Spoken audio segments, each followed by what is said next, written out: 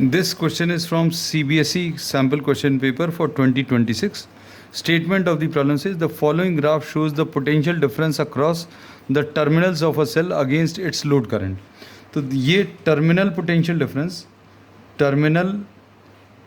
Difference का graph है.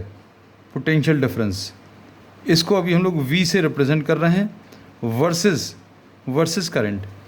तो इसमें जो रिलेशनशिप यूज़ होता है that is terminal potential difference V is equal to E minus I R, where E is what the EMF of the cell.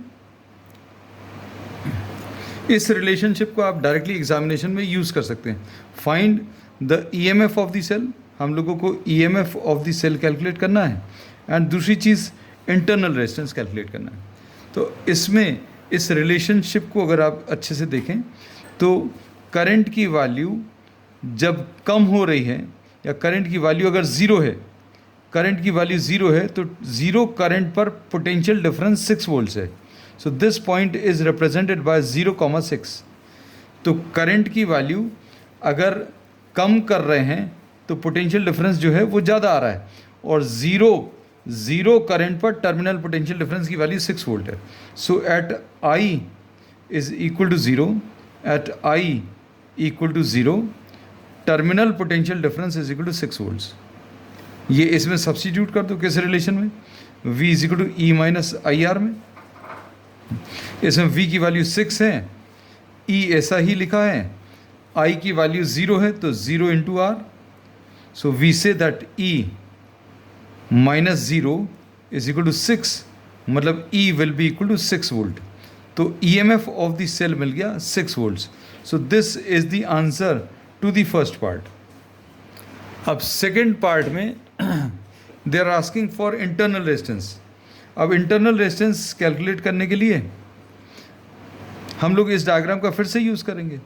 अब इस डायग्राम में करंट की वैल्यू अगर 12 एम्पियर्स तो पोटेंशियल डिफरेंस की वैल्यू कितनी, 0. इस पॉइंट को अगर अभी हम लोग कोऑर्डिनेट सिस्टम में मार्क करें, दिस इज 12,0.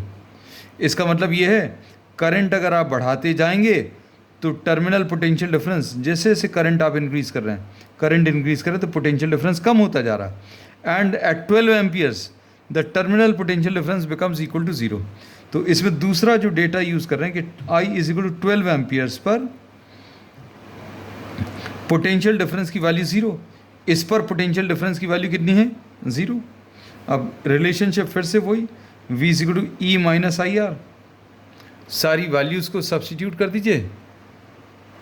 V की वैल्यू 0 है, E की वैल्यू हम लोगों ने 6 निकाली है, माइनस I की वैल्यू 12 इंटू R. इससे 12R इज इक्वल टू 6 आएगा, और R will be equal to 6 divided by 12 which is 0.5 ohms. So this is the answer.